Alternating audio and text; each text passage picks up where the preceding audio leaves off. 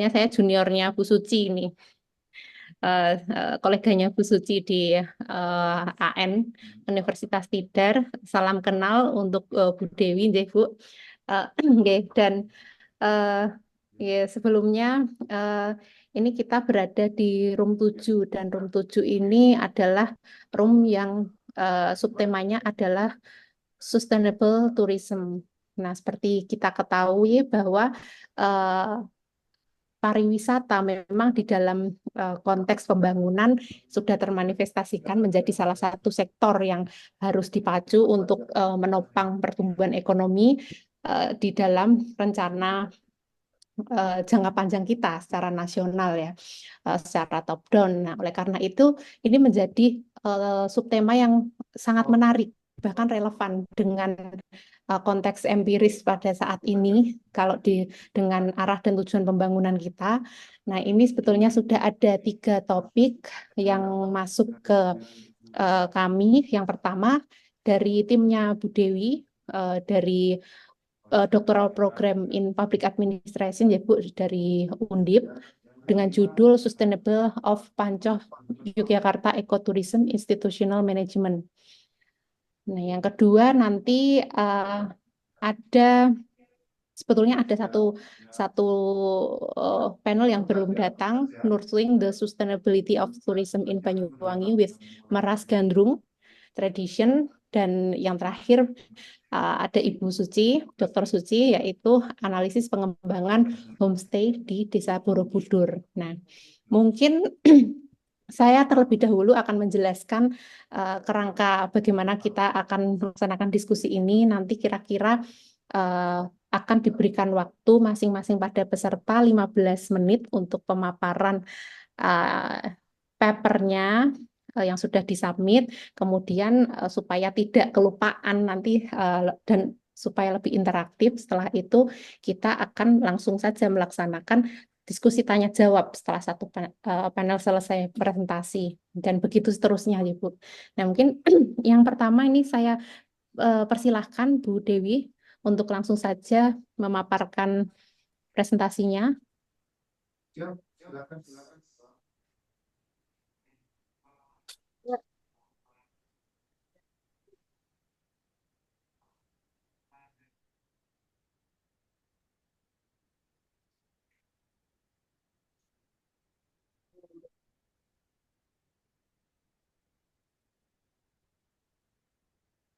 Maaf, Bu Dewi, suaranya kok nggak keluar ya?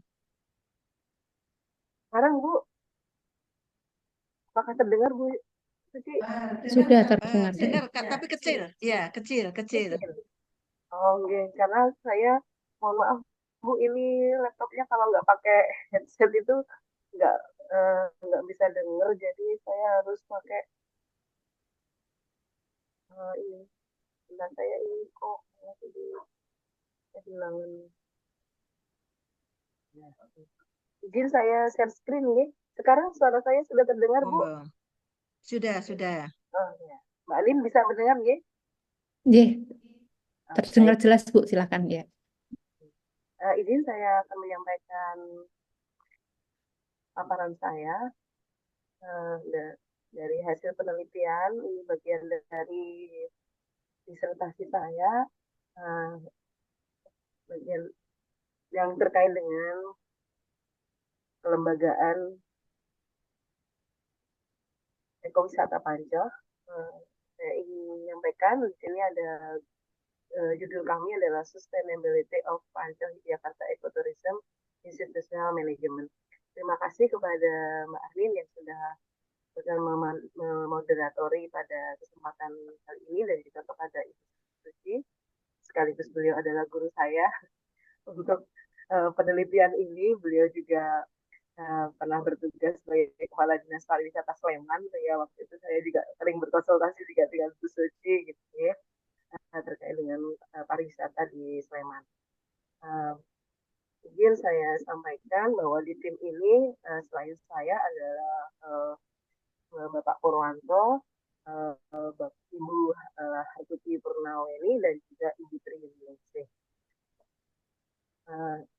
Saya mengawali dulu dari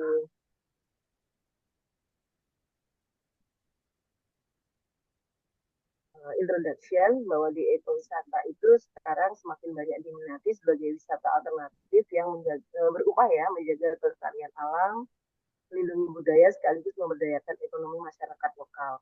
Dan konsep ekowisata ini sejalan dengan tujuan ke-8 dari pembangunan berkelanjutan. Nah, Desa Ekowisata Pancor sendiri terletak di Sleman, Indonesia, yang dikukuhkan pada tahun 2012, berkomitmen untuk menerapkan pariwisata berkelanjutan melalui kegiatan atraksi wisata yang dipasarkan. Dan kami melihat bahwa tata kelola kelembagaan ini memegang peranan penting pada keberlanjutan desa ekowisata. Ekowisata Pancor memang menjadi salah satu desa wisata di Sleman, di Kabupaten Sleman yang termasuk desa wisata mandiri. Namun demikian kami ingin melihat sejauh mana tata kelola kelembagaan ini terkait dengan keberlanjutan desa wisata. Terutama di sini kami menyampaikan ekowisata karena sekarang ini desa wisata di Sleman itu sudah hampir dikatakan ya yang sudah terdaftar itu sudah hampir 70-an begitu. Tetapi yang memang kemudian berlanjut, kemudian bisa sampai kepada level mandiri ini hanya masih dalam hitungan sepuluhan gitu ya. Jadi belum bisa semuanya itu dikatakan mandiri. Karena itu kami sangat tertarik untuk kemudian mengkaji hal tersebut, sejauh mana mereka mengelola kelembagaannya agar mereka bisa menyelenggarakan desa wisata, khususnya di sini adalah ekowisata karena saya melihat bahwa faktor climate change gitu ya dan juga pembangunan itu yang sekarang ini masif di Yogyakarta, terutama di Sleman itu ya karena sekarang ini banyak wisata-wisata kuliner, wisata yang kemudian yang tadinya berbasis agrowisata ini sudah berubah menjadi pembukaan lahan yang itu sebetulnya mengurangi daya dukung lingkungan. Karena itu kami mengambil ekowisata Pancor ini menjadi salah satu model yang mereka itu sudah berkomitmen untuk menerapkan ekowisata yang berkelanjutan. Kami melihat dari tata kelola kelembagaan mengacu kepada Permenkraf nomor 9 tahun 2012, di sana ada 3 kriteria, yaitu tanggung jawab pengelolaan destinasi, strategi dan rencana aksi pengelolaan destinasi, dan monitoring dan pelaporan. Nah, di tanggung jawab pengelolaan destinasi ini dapat dilihat dari adanya organisasi manajemen yang efektif, terkoordinasi dengan pendanaan dan pembagian tugas yang jelas, serta melibatkan sektor swasta dan publik yang berada di bawah landasan hukum yang ada. Sedangkan indikator strategi dan rencana aksi pengelolaan destinasi meliputi adanya strategi pariwisata tahun jamak, ada jangka pendek, menengah, panjang, yang mencakup pengembangan aksesibilitas ke destinasi, amenitas kepariwisataan di dalam dan sekitar destinasi, aktivitas kepariwisataan di dalam dan sekitar destinasi dengan tetap memperhatikan daya tampung dan daya dukung lingkungan, pertumbuhan ekonomi, isu sosial, warisan budaya, kualitas, kesehatan, keselamatan, dan estetika, serta penyusunan strategi yang melibatkan partisipasi masyarakat dan komitmen politik dari pemangku kepentingan. Adapun indikator monitoring dan pelaporan, yaitu adanya sistem monitoring dan evaluasi yang dilaksanakan dan dilaporkan secara berkala. Sistem tersebut mencakup isu lingkungan, ekonomi, sosial, budaya, pariwisata, dan hak asasi manusia, serta prosedur mitigasi dampak pariwisata yang berfungsi dengan baik dan jelas pendanaannya. Metode penelitian dalam penelitian ini dilakukan dengan pendekatan deskriptif kualitatif. Data primernya diperoleh secara langsung dari lapangan berupa hasil wawancara dengan para informan untuk mengetahui dan mengelola desa wisata Pancor itu sendiri. Kemudian dinas terkait dalam hal ini adalah dari dinas lingkungan hidup dan juga dinas pariwisata. Kemudian observasi lapangan yang dilakukan untuk mengamati sendiri penerapan ekowisata berkelanjutan, dan juga data sekunder yang diperoleh dari catatan dokumen sumber referensi yang sesuai dengan topik penelitian untuk melengkapi data primer. Analisisnya menggunakan teknik analisis interaktif, yaitu reduksi data, penyajian data, dan kesimpulan. Nah, hasil pembahasannya bahwa tanggung jawab pengelola itu dilakukan melalui struktur kelembagaan. Di sana sudah ada struktur pengelola desa wisata ekowisata Pancor, mereka menyebut desa wisata itu dengan ekowisata Pancol. Di sana ada pelindung, penasehat, ketua, wakil ketua, sekretaris, bendahara, dan seksi-seksi yang ini ada sebanyak 30 orang. Nah, kemudian juga ada ruang sekretariatnya gitu ya untuk eh, di pengelolaan ekowisata ini, dan kemudian kami melihatnya dari informasi, dari wawancara, kemudian kami melakukan observasi, kami melihat bahwa keputusan di kelembagaan itu masih banyak tergantung pada personal pendiri. Kemudian pendanaan di sana juga berasal dari swadaya, itu yang paling besar, dan juga kemitraan baik dengan tunggal, kemudian akademisi dan dinas terkait. Ini juga masih sangat terbatas gitu ya. Kemudian untuk pembagian tugas itu juga sudah ada, namun belum berjalan efektif karena kesibukan personel. Jadi yang anak mudanya mereka kebanyakan bekerja ataupun juga mereka punya aktivitas yang lain. Dan belum ada SOP terkait dengan pembagian tugas, kemudian terkait dengan tata kelola kelembagaan-kelembagaan itu masih terbatas untuk SOP-nya. Kemudian dari sisi strategi dan rencana aksi, di sini kami melihat salah satu unggulan itu atraksi mereka itu ada pengolahan biogas dari limbah peternakan menjadi sumber listrik ya untuk memasak dan juga penerangan. Nah, ini salah satu andalan di sana, ada edukasi terkait dengan hal itu. Di sini saya sampaikan bahwa strategi dan rencana aksi pengelolaan destinasi itu ada dilakukan, di sana sudah ada master plan-nya begitu.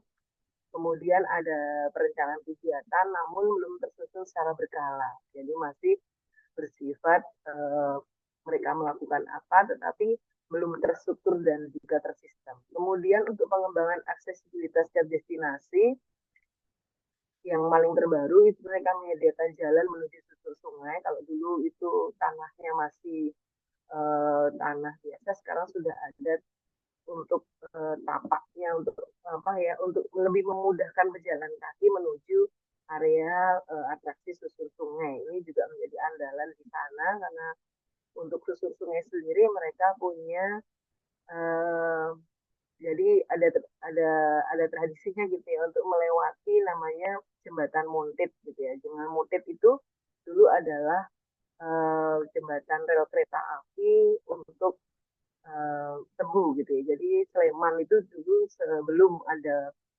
menanam sawah itu mereka adalah kebun tebu gitu. Sehingga di sana peninggalan Belanda ada jembatan Muntit sendiri.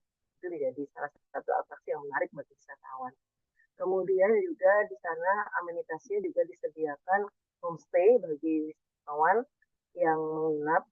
Mereka ada paket makrab gitu ya, itu 2 sampai 3 hari, sehingga mereka bisa menikmati suasana alam desa, kehidupan masyarakatnya, dan mereka bisa bermalam di homestay.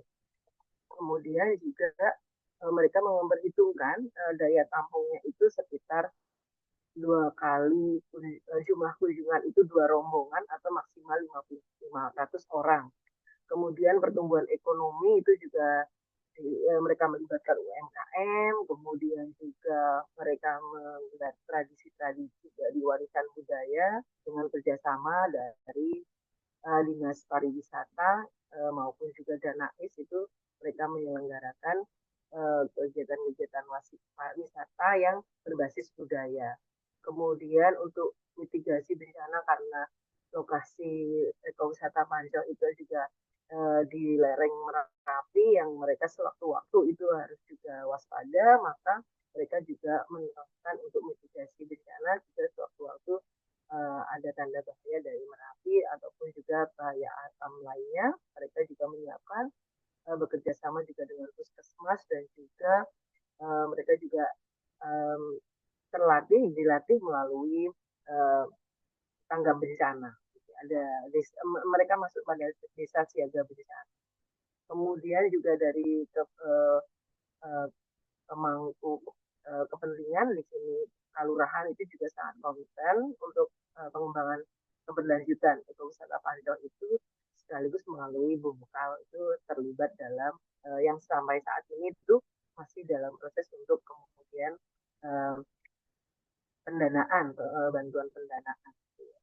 Kemudian selain itu juga dari sisi keterlibatan menguntungkan sosial itu akademisi, misalnya tadi saya sampaikan juga memberikan eh, pendampingan untuk penyusunan master plan, kemudian berbagai macam kegiatan pelatihan, bimtek dan lain sebagainya untuk homestay dan juga pengelola desa wisata. Kemudian untuk hasil dan pembahasan, monitoring dan pelaporan ini dilaksanakan dan dilaporkan secara berkala melalui rapat rutin pengelola, baik itu bicara mengenai isu lingkungan, jadi karena mereka ini salah satu atraksinya adalah konservasi lingkungan melalui penanaman pohon, pelepasan burung yang endemi gitu yang kemudian sudah sangat langka begitu, ataupun juga penyebaran ikan nilem gitu. Nah ini yang juga masih menjadi concern mereka, bahkan termasuk juga karena di Pancel ini termasuk desa yang banyak air gitu ya, ini juga kemudian mereka juga membantu desa sekitar itu untuk kemudian memberikan bantuan air.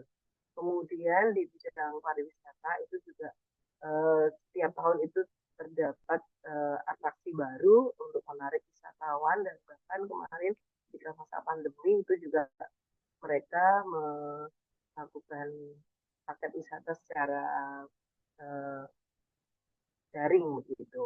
Nah, dari sisi monitoring dan pelaporan ini juga termasuk dari sisi berapa omset yang mereka peroleh, dan memang setelah pandemi itu, karena pandemi waktu itu ada kebijakan dari dinas gitu, dari pemerintah ya, terutama untuk PKKM itu, PKM ya kok PKM itu untuk kemudian menjaga jarak itu, dan juga ada pembatasan waktu itu memang masih sangat terbatas di masa COVID itu ya, masa pandemi COVID.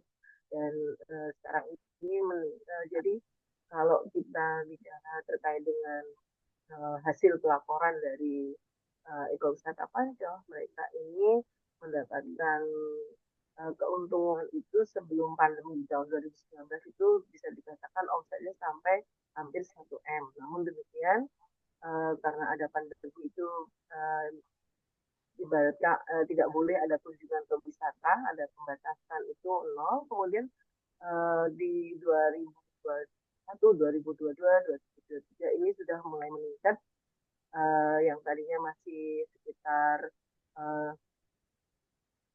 hanya 3 juta, 5 juta. Nah ini sudah sampai untuk saat ini dari laporan yang disampaikan pengelola itu sudah sampai 500 juta. Kemudian juga terkait dengan monitoring untuk mitigasi bencana itu juga, dampak pariwisata itu juga tadi saya sampaikan itu mereka juga membatasi agar juga kondisi lingkungan itu tetap terjaga. Namun demikian dari sisi monitoring dan pelaporan ini belum ada sistem yang secara baku diterapkan di pengelola wisata itu sendiri. Nah dari ketiga hal tersebut kami melihat bahwa tata kelola kelembagaan di desa ekowisata Pancel telah dilaksanakan sesuai indikator, meliputi tanggung jawab pengelola destinasi, strategi dan rencana aksi pengelola destinasi, serta monitoring dan pelaporan, namun belum optimal. Nah, dan tanggung jawab pengelolaan ini belum secara rinci diatur, keterlibatan stakeholder dan pendanaan masih sangat terbatas. Kemudian strategi dan rencana aksi telah dirumuskan secara berkala, namun belum tersistem dengan baik, dan kemudian monitoring dan pelaporan dilaksanakan secara berkala, namun belum memiliki sistem yang baku dan optimal. Kemudian saran kami perlu dibuat aturan yang lebih rinci mengenai tugas dan tanggung jawab pengelola secara baku dalam bentuk SOP dan aturan-aturan yang mengikat bagi pengelola, sehingga mereka punya komitmen untuk terlibat di dalam pengelolaan ekowisata. Kemudian strategi dan rencana aksi ini juga disusun secara berkala dan tersistem berbasis manfaat dan IT, dan juga monitoring dan pelaporan dilaksanakan secara berkala berbasis sistem dengan memanfaatkan IT. Dan satu hal lagi yang kemudian kami sarankan adalah perlunya keterlibatan para pemangku kepentingan untuk mendukung keberlanjutan ekowisata Pancel. Demikian yang bisa saya sampaikan terkait dengan presentasi kami mengenai sustainability, sustainable management di ekowisata Pancel. Iya, Baik, terima kasih. saya kembalikan kepada moderator. Terima kasih. Ya, terima kasih Bu Dewi atas paparannya. Eh, ini juga sudah hadir ya, selamat datang untuk satu panel kita, Pak Mahfud. Selamat datang Pak Mahfud. Amin. Terima Iya. kasih Mbak. Tadi salah room. Oh iya, ya ya, nggak apa-apa Pak. Cukup menarik ya apa yang disampaikan oleh Bu Dewi terkait dengan ekowisata. Dan studi kasus yang dilakukan adalah di Desa Pancoh di Jogja ya, Bu Dewi. Dan mungkin yang sebelum saya memberikan kesempatan untuk kedua panel lainnya untuk tanya jawab, ada yang ingin saya tanyakan ini Bu Dewi sebagai moderator untuk memantik diskusi kita ya mungkin terkait dengan tata kelola di ekowisata. Nah, sebetulnya kalau di dalam perspektif Bu Dewi sendiri, eh, secara konseptual ekowisata itu bagaimana Bu? Apakah memang ekowisata itu daya tariknya itu yang ditawarkan adalah wisata alam dan lain sebagainya, atau apakah mengandung unsur-unsur misalnya sustainable? Jadi tidak hanya daya tariknya saja yang ditawarkan, alamnya saja yang dieksplor, tapi bagaimana tata kelolanya itu juga sustain gitu, termasuk partisipasinya melibatkan masyarakat, kemudian distribusi manfaatnya dan sejauh mana Bu di Desa Pancoh ini Bu, di ekowisata Pancoh ini.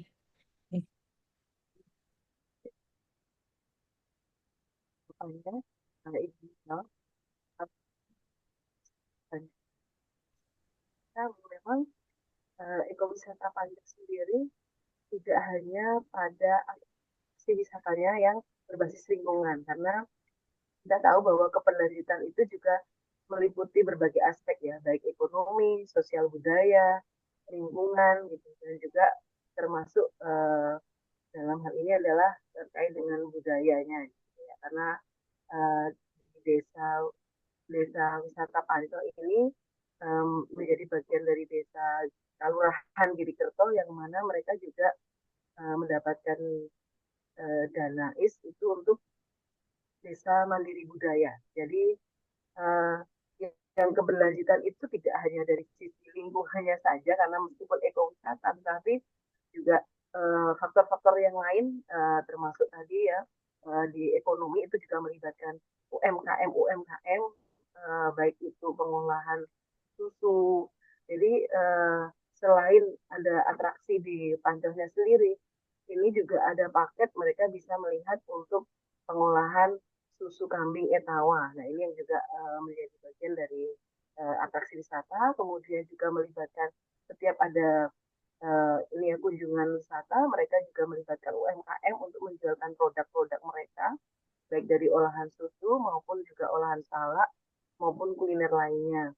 Kemudian juga di sana tadi untuk selain amnesti tadi selain ada homestay tadi juga ada uh, semacam ini ya restoran gitu ya di sana Partorejan itu Omah Partorejan itu yang juga menyediakan kuliner khas desa gitu. Jadi dari sisi ekonomi juga ada, kemudian dari sosial budaya karena di sana itu juga menjadi desa budaya, di sana ada tradisi-tradisi yang masih diteruskan untuk keberlanjutannya itu di antaranya misalnya kuitan gitu ketika proses panen ataupun juga tradisi kemudian jadi setiap ada paket yang kemudian menginap itu di akhir acara itu sebelum uh, hari sebelum kemudian mereka ada pulang mereka ada kenduri dan kenduri ini pun juga didoakan dari dua agama gitu ya jadi dari agama Islam dan agama Katolik gitu karena mayoritas sana itu Islam tapi ada sebagian juga yang beragama non Muslim. Nah, saya itu juga tergantung juga dari pesertanya begitu. Ada juga karena waktu itu pesertanya juga dari non Muslim sehingga doanya itu dari doa agama Islam dan juga doa non Muslim. Jadi Ya, untuk keberlanjutan tidak hanya dari lingkungan dan juga faktor sosial. ya, Itu ya. Mbak.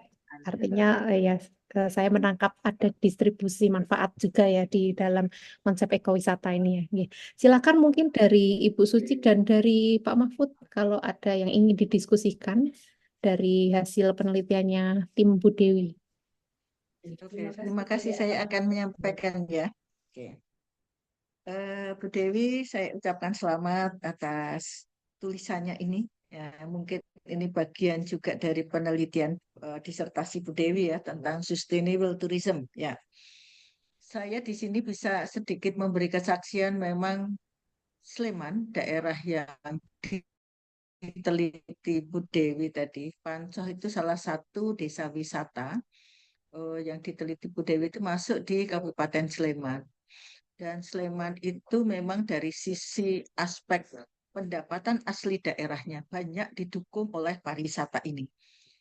More or less-nya sekitar 25% dari pendapatan asli daerah Kabupaten Sleman ini dari pariwisata. Mungkin sekarang sudah naik ya. Kalau pendapatan asli daerahnya itu sekarang sekitar 3,3 triliun sampai 3,3 triliun, bisa dibayangkan 25%-nya itu dari pariwisata, khususnya ini yang masuk ke pemerintah. Belum lagi uang yang beredar di masyarakat dalam bentuk desa-desa wisata ini. Desa wisata yang boleh dikatakan eksis, benar-benar eksis, bisa dikunjungi itu ada 80, tapi di luar itu dalam bentuk rintisan ada sekitar 200-an, 80 totalnya termasuk yang 80 ini. Nah, yang ingin saya diskusikan sama Bu Dewi, bahwa di dalam pariwisata itu kan selalu haus akan atraksi baru, kebaruan baru dari atraksi. Nah, di lain pihak, wilayah Sleman itu terbatas, sehingga kalau kita ngomong tentang sustainable, berarti ini ngomong tentang daya dukung dan daya tampung. Nah, daya dukung dan daya tampungnya itu terbatas. Di lain pihak, pariwisata itu selalu haus atraksi baru. Ini yang kurang lebih sejalan dengan kalau bank itu selalu haus dengan tambahan modal. Nah, bagaimana ini? Nanti ya sarannya Ibu Dewi akan mengembangkan Desa Pancoh ini untuk mendampingi pengembangan Desa Pancoh ini bagaimana? Di satu pihak itu tadi kita menghadapi daya dukung dan daya tampung ya, yang terbatas. Di lain pihak pariwisata selalu membutuhkan kebaruan dari atraksi. Nah, ini bagaimana ini Bu Dewi? Terus yang kedua, kalau konsepnya itu masih mass tourism, yang artinya dihitungnya adalah kesuksesan dari suatu pariwisata, dihitung dari berapa banyak jumlah orang yang datang.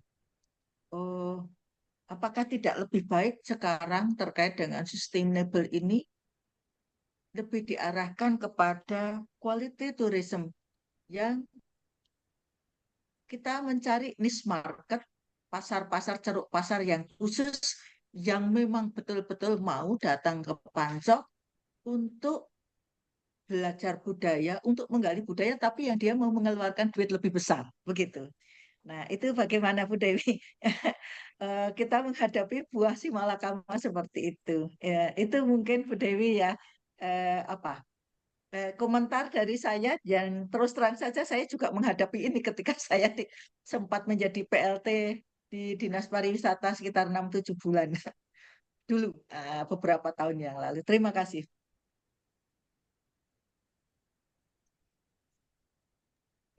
Kelihatan yang bisa melalui seperti ini. Nah, matur nuwun Bu Suci. Sekaligus juga akan menjadikan masukan bagi kami sendiri ya untuk penelitian ini. Memang kami melihat bahwa salah satu yang komitmen dari Pancel yang saya akui bagus itu adalah justru pada pembatasan jumlah pengunjung gitu ya. Ini saya kira tidak mudah Bu, karena banyak yang kemudian tadi ya tergiur dengan mass tourism itu sehingga akhirnya berapapun itu ditampung. Tetapi Pancel justru berkomitmen untuk tetap agar sesuai dengan daya dukung dan juga kapasitas pengelola tadi Bu, karena memang di Pancor itu juga untuk yang terlibat dalam pengelolaan wisata juga masih terbatas. Dari sekitar 300-an kepala keluarga itu baru 80 yang terlibat gitu. Sehingga memang kalau kemudian dipaksakan juga untuk kemudian mass tourism, justru itu bagi pengelola sendiri nanti juga akhirnya tidak jadi berkelanjutan karena mungkin ke sana sekali tapi udah kapok gitu. Sehingga mereka tetap menjaga hubungan baik dengan eh, para pengunjung karena memang di sana lebih banyak edukasinya dan selama ini yang memang yang datang ke sana itu memang dari dunia pendidikan gitu ya. Karena itu akan setiap tahun pasti akan datang gitu dan terus kemudian juga salah satunya tadi ya dengan menanam pohon. Nah, tahun berikutnya mereka ingin melihat sampai di mana pohonnya tumbuh. Nah, itu juga bagian dari edukasi untuk kemudian mereka cinta kepada lingkungan gitu. Nah, konsep mereka juga ekosistem. Nah, atraksi ini kemudian kami juga tanyakan juga Bu ke para pengelola sendiri bagaimana kemudian untuk menghadapi perubahan dan tekanan perubahan ya dalam hal ini untuk keberlanjutan karena di luar sana atraksi sudah sangat bahkan mungkin dengan investor yang luar biasa gitu. Nah, di ekowisata Panjang kami menyadari bahwa untuk hal yang kemudian kebaruan atraksi ini sampai saat ini tuh hanya ada di Pak Natijan dan Pak Noto Bu Suci sehingga memang masih sangat terbatas sekali untuk kemudian melihat ada hal-hal yang baru gitu. Nah, kemudian kami melihat bahwa memang membutuhkan tadi di saran saya membutuhkan untuk keterlibatan para pemangku kepentingan lain terutama mungkin dari akademisi kemudian sektor swasta tetapi memang harus ada komitmen yang kuat untuk tetap menjaga lingkungan karena ya kami melihat bahwa di Kabupaten Sleman sendiri yang saat ini banyak destinasi wisata meskipun namanya ekowisata tapi seringkali juga membiarkan untuk kemudian lingkungannya menjadi akhirnya dibangun bangunan baru. Nah, ini yang kemudian akhirnya juga dalam tanda petik merusak lingkungan.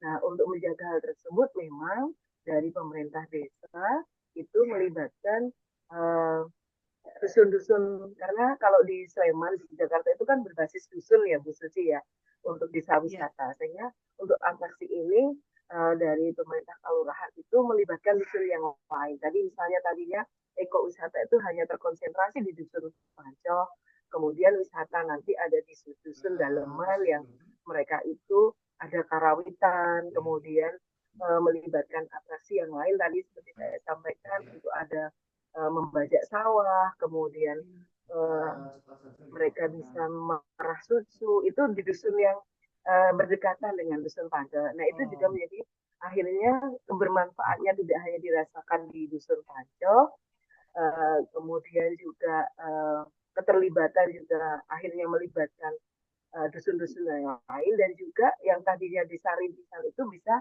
dinaikkan begitu untuk kemudian tidak hanya pada konsentrasi pada desa wisata Pantai tapi juga melibatkan dusun-dusun yang lain sehingga atraksi itu akan selalu hal yang baru. Nah, kami menyadari bahwa di Pancel itu sendiri memang untuk misalnya ya karena di sana juga ada batik gitu ya ada batik jadi ada seni untuk melukis batik dan kemudian juga melukis caping kemudian ada membuat wayang gitu ya itu apa sampai saat ini masih menjadi daya tarik bagi wisatawan di sana tentunya memang hal-hal yang berbau ini ya yang IT ini yang sekarang ini masih menjadi PR juga dari pengelola ekowisata karena misalnya kita berharap misalnya jumlah pengunjung itu kan masih manual gitu ya belum misalnya kalau misalnya sewaktu-waktu misalnya dari CHSE gitu itu untuk kemudian tetap menjaga jarak karena misalnya COVID ini kan sampai sekarang masih ada ya sekarang sekarang tidak tercover bahwa itu menjadi pandemi itu tapi hal-hal yang semacam ini masih juga belum belum tersentuh oleh pengelola ekowisata terutama untuk ekowisata yang atraksi berbasis IT. Nah, ini yang masih menjadi PR kami yang sarankan untuk ke depan misalnya untuk bisa menampung lebih banyak gitu ya. Nah, itu bisa menjual paket-paket wisata yang berbasis IT. Itu Bu Suci kami sampaikan. Matur nuwun. Ya, siap Bu. Oke, matur nuwun. Terima kasih Bu Dewi ya. Mungkin tadi juga saya jadi teringat wisata atraksi itu ternyata tidak hanya yang menawarkan atraksi, tapi bisa jadi kalau tadi kesimpulan dan saran Bu Dewi mungkin terkait dengan kerjasama atau kolaborasi dengan akademisi yang ada di Jogja, mungkin bisa dibuat memungkinkan nggak sih Bu, seperti misalnya dibuat apa ya, forum yang setiap minggu tuh ada tentang literasi gitu yang diadakan di desa wisata tersebut, sehingga atraksi itu tidak hanya berupa ya daya tarik orang menari misalnya, atau mungkin dengan bercocok tanam dan lain sebagainya, tapi bisa dengan literasi sehingga banyak orang yang datang ke situ untuk belajar gitu kalau diadakan mungkin setiap minggu gitu. Nggih. Oh, maksudnya Bu Anin ada ya apa pembahasan tentang pariwisata, tetapi pariwisata umum di satu kabupaten, tetapi berlokasi mingguan gitu di Pancok gitu ya. Ya, sekalian menawarkan mungkin daya tarik yang lainnya gitu. Itulah kan mungkin anak-anak muda akan jauh lebih tertarik gitu, Bu, karena ada forum di situ. Ya, ya, Mungkin yang ya. bisa jadi contoh itu mungkin di desa wisata Tinalah yang kemarin masuk ya, di salah satu dan juga Hmm. di Ngelanggeran itu. Ya, itu yang Oh, kemudian ini masih berproses dengan kegiatan pengabdian dari berbagai perguruan tinggi Mbak Anin. Jadi, tetapi memang selama ini betul Mbak Anin masih terpisah-pisah. Jadi perguruan tinggi A melakukan apa, perguruan tinggi yang kemudian kami berikan masukan kepada hmm. pengelola itu untuk terintegrasi dengan master plan-nya dari ekowisata Pancas sehingga bisa saling melengkapi dan itu mendukung untuk kelembagaan dari ekowisata. Ya, ya, terima kasih. Ya, mungkin ini waktu tanya jawab untuk satu panel 10 menit yang kita batasi. Jadi ini kita beralih ke panel selanjutnya. Ada Pak Mahfud di sini. Nanti mungkin Pak Mahfud, kalau ada hal yang ingin didiskusikan, kita lebih lanjut saja interaktif setelah Pak Mahfud mempresentasikan paparannya. Gini. Ya, Pak Mahfud akan mempresentasikan paper dengan judul Nurturing the Sustainability of Tourism in Banyuwangi with Meras Gandrung Tradition. Nih, silakan Pak Mahfud, waktu dan tempat dipersilakan 15 menit untuk paparan.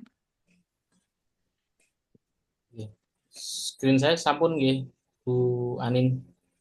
Sudah terlihat, Pak.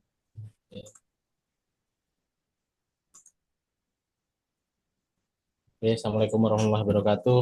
Terima kasih Bu Anin selaku moderator pada kesempatan ini.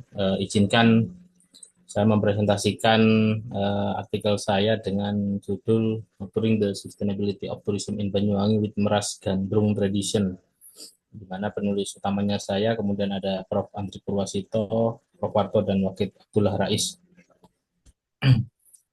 Karena diizinkan menggunakan bahasa Indonesia, Bu Anin, maka saya dalam waktu 5 menit tadi menerjemahkan ke dalam bahasa Indonesia. Ya, karena berbahasa Inggris karena wong Banyuwangen agak susah untuk ngomong bahasa Inggris, kira-kira begitu. Campur-campur nggak apa-apa ini, Pak. Ya. Oke, matur nuwun. Jadi Banyuwangi, mungkin ibu bapak sekalian, ibu-ibu semua ini, ada bapak satu, mengenal Banyuwangi adalah kota pariwisata sekarang. Karena 2 tahun ini kita kebetulan ya, di periode pertama Jokowi menjadi presiden, menteri pariwisatanya dari Banyuwangi, sehingga eksplor pariwisata itu luar biasa dahsyat pada saat itu. Dan didukung oleh Pak Menpan RB pada saat itu adalah Bupati Banyuwangi yang concern terhadap pariwisata. Saya kira bicara Banyuwangi tidak hanya bicara soal mitos yang negatif ya. Kalau ibu bapak di Jawa Tengah mungkin mengenal Banyuwangi kota santet begitu, bahkan the magic begitu. Ini pusatnya magis itu di Banyuwangi katanya, karena ada Alas Purwo, kemudian ada terminologi kota santet, sehingga ya pencarian identitas itu kemudian sampai pada satu kesimpulan zaman Pak Anas kemudian berganti menjadi Banyuwangi Kota Gandrung. Kemudian menarik kemudian ketika saya mencoba untuk mengeksplorasi bagaimana Gandrung selain sebagai ikon Banyuwangi juga punya potensi yang sangat luar biasa untuk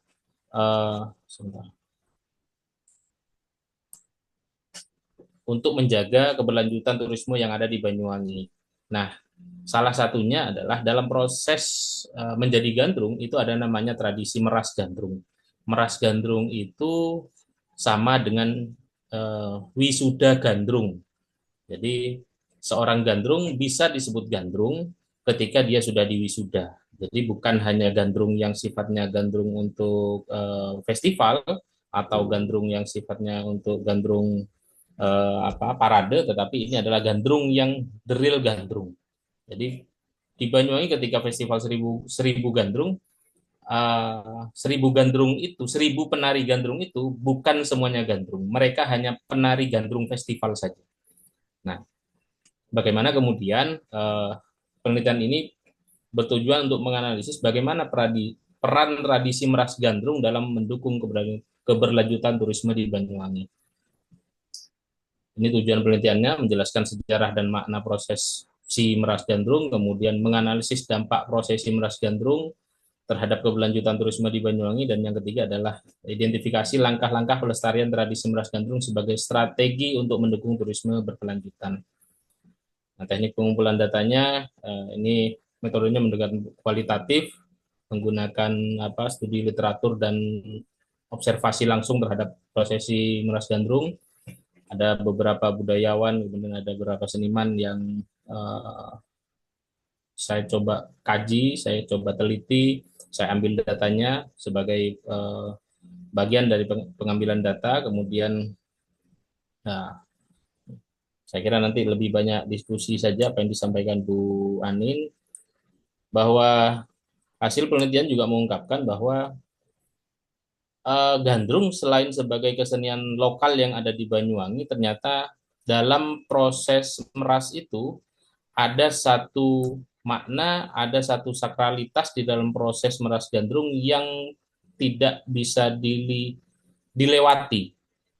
Jadi anak muda boleh atau bisa menari gandrung, tetapi belum tentu oleh budayawan dia disebut sebagai gandrung, real gandrung. Jadi kalau dulu gandrung itu hadir di acara-acara pernikahan, acara-acara sakral begitu, misalnya untuk pembukaan satu prosesi ritual panen begitu. Nah, ini sekarang hadir dalam rangka untuk menyuguhkan sesuatu kepada wisatawan, yang di situ proses sakralitas itu diungkap, dipaparkan pada saat prosesi meras gandrung. Kemudian tempat penelitian ini saya ambil di Taman Gandrung Terakota, di mana tempat ini berusaha untuk menyajikan meras gandrung yang prosesnya adalah begini. Semua yang tampil di Gandrung Terakota itu tidak semuanya adalah gandrung yang sifatnya festival. Jadi mereka memang benar-benar digembleng beberapa bulan, dipupuh itu dijamoni, diberi jamu begitu ya, diperasi jamu di hidungnya agar suaranya melengking, agar dia kuat dalam melantunkan syair-syair gandrung, sehingga suaranya kuat. Nah, proses ini yang tidak terjadi di gandrung yang sifatnya adalah festival. Nah, teori yang saya gunakan adalah menggunakan teori pembangunan pariwisata berkelanjutan, di mana 3 pilar pembangunan berkelanjutan itu meliputi lingkungan, ekonomi, dan sosial, Siriota 2018, di mana pembangunan pariwisata berkelanjutan di dalam tradisi ini menyeimbangkan dampak positif dan negatif pada ekonomi masyarakat dan lingkungan. Contohnya di Goa dan Thailand, di mana pertumbuhan yang cepat telah menyebabkan tekanan ekologis dan gangguan sosial. Nah, dengan menggabungkan perspektif tersebut, pariwisata berkelanjutan dalam tradisi meras gandrung dapat mengupayakan saling menguntungkan di antara pemangku kepentingan sekaligus melestarikan budaya dan lingkungan setempat. Nah, ini dampak dari prosesi meras gandrung terhadap keberlanjutan turisme. Yang pertama adalah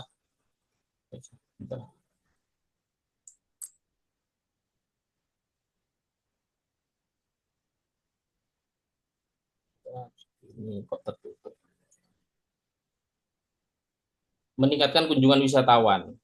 Jelas bahwa tradisi meras gandrung ini menimbulkan satu pertanyaan besar daripada turisme. Mereka ingin ke Banyuwangi tidak hanya melihat gandrung yang biasanya disuguhkan kepada para tamu di acara festival, tetapi ingin tahu prosesi menjadi gandrung itu seperti apa. Sehingga kunjungan wisatawan meningkat pada di Taman Gandrung Terakota ini karena ada rasa keingintahuan tersebut. Kemudian yang kedua adalah pemberdayaan ekonomi lokal.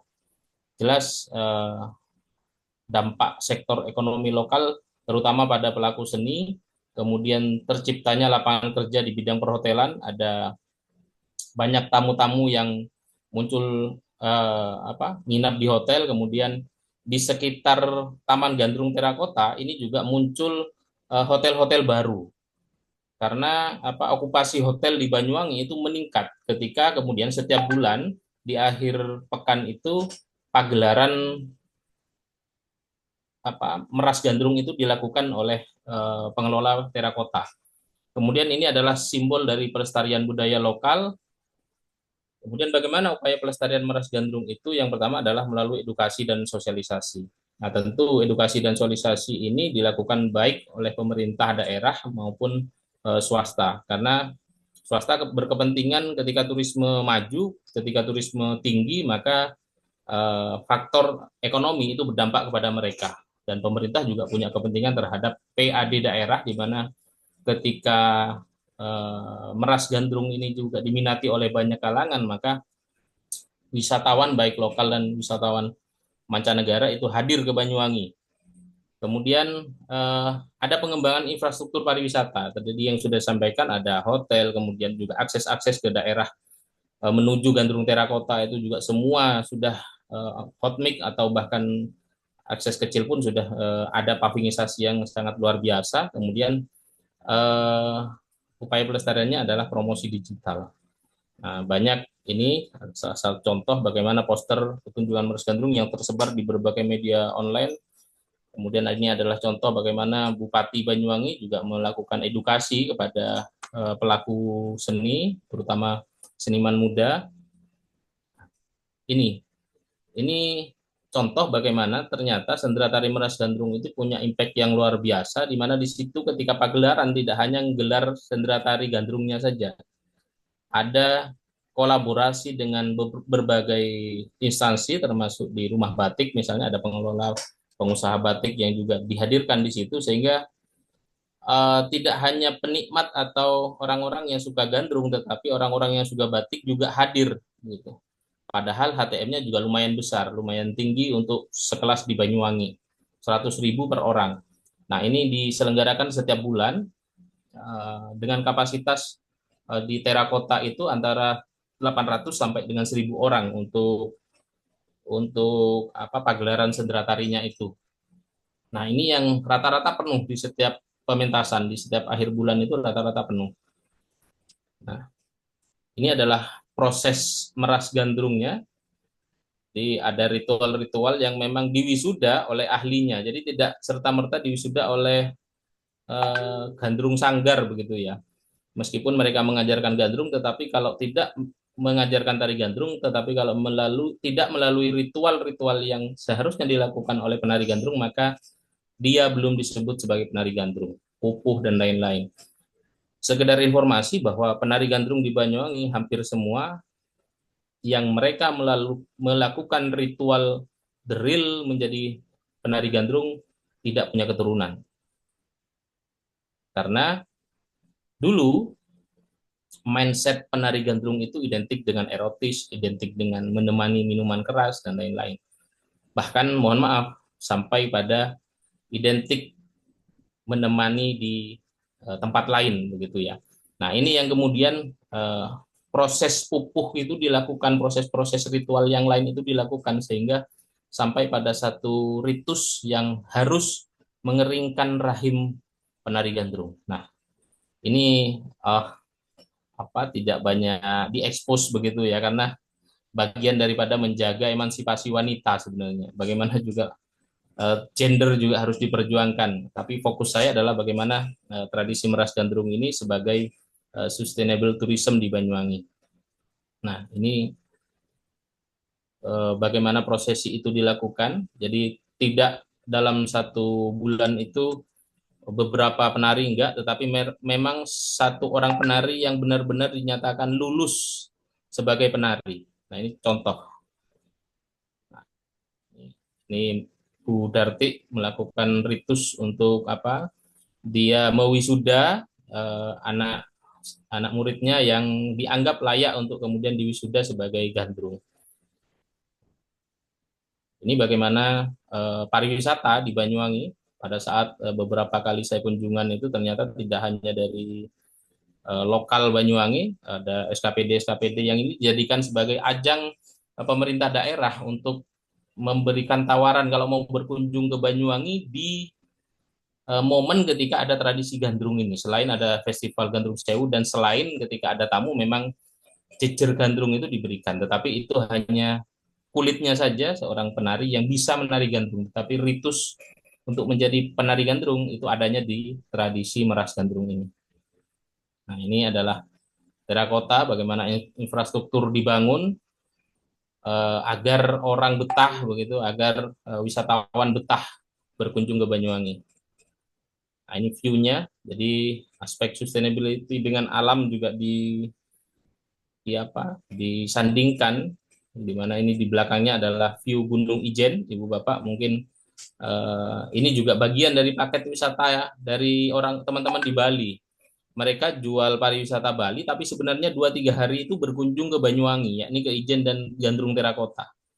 Nah, wisatanya Bali, tapi weekend mereka ke Banyuwangi. Dan Banyuwangi selama ini, sebelum Pak Aswar Anas, hanya dijadikan sebagai ya tempat persinggahan saja, tidak ada yang stay 2-3 hari. Tapi sejak kemudian Pak Abdullah Soranas dibangun infrastruktur seperti ini sehingga masyarakat atau turis itu lebih tertarik untuk stay lebih lama di Banyuwangi dan di situ perputaran ekonomi, perputaran uang terjadi.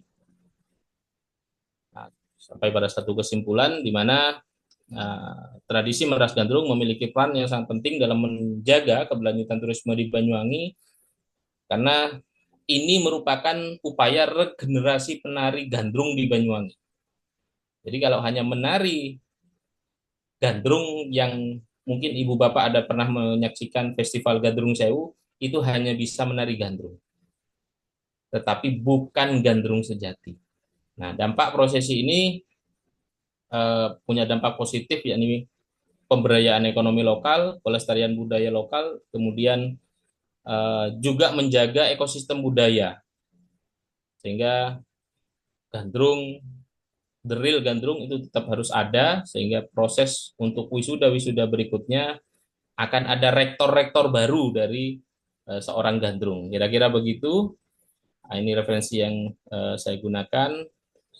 Terima kasih kepada Bu Anindya dan rekan-rekan yang sudah menyimak presentasi dari saya. Terima kasih. Assalamualaikum warahmatullahi wabarakatuh. Waalaikumsalam Ya, warahmatullahi wabarakatuh. menarik sekali ya. Kalau panel pertama tadi bicara tentang bagaimana sustain dalam konteks tourism itu perlu diimplementasikan dalam konteks yang lebih luas atau multidimensional. Panel kedua ini Pak Mahfud menekankan bahwa sustain itu juga penting ditekankan dalam konteks budaya atau culture dalam bentuk tadi tari salah satunya menjadi daya tarik atraksi wisata. Nah, mungkin saya buka sesi diskusi tanya jawab untuk panel yang lainnya. Silakan kalau ada hal yang ingin didiskusikan dari Ibu Suci maupun dari Bu Dewi.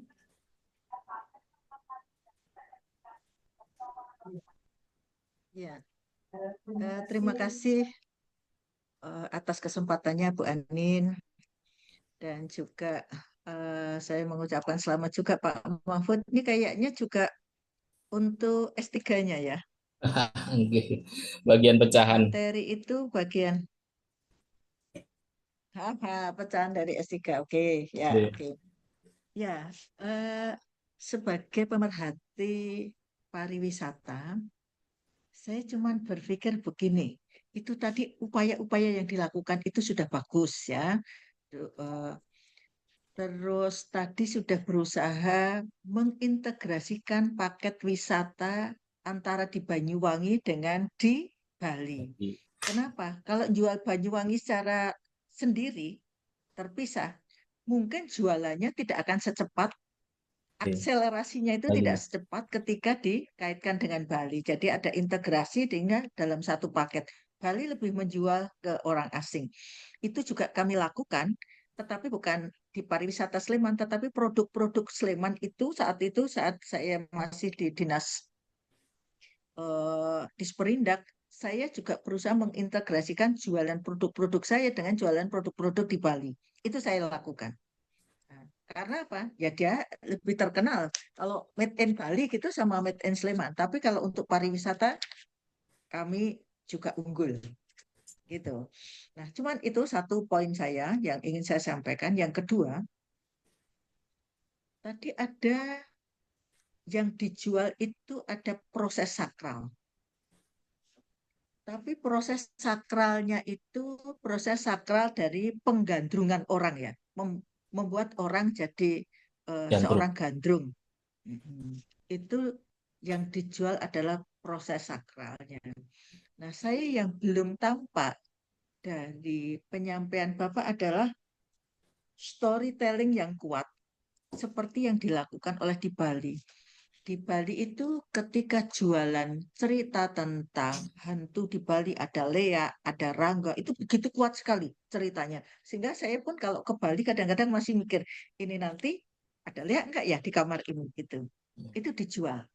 Dan kalau di Bali ini tadi dari presentasi Bapak, parade atau festival tarian gandrung itu dimunculkan tiap bulan. Betul ya Pak ya? Tiap bulan itu Oke. ada pemunculan tarian gandrung. Apakah tiap bulan itu tidak ditandai bulan apa, tiap hari apa saja?